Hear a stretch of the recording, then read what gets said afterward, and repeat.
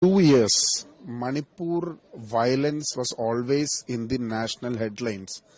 A lot of people lost their lives, livelihood.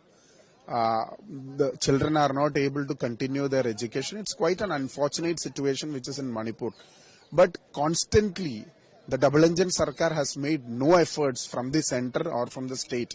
And the unfortunate part is the CM himself is giving all the concurrence with his silence, with his interventions, with his support. The violence in Manipur has been constantly happening. And we in the parliament and outside the parliament, I visited Manipur in the first month when the violence happened. And we have been continuously asking for peace in Manipur, for taking action against the situation. But unfortunately, it was with the help of the Biren Singh Sarkar which the violence outbursted, and it's been continuing. But this is gimmicks in front of the Supreme Court verdict that the resignation has happened with the pressure of BJP.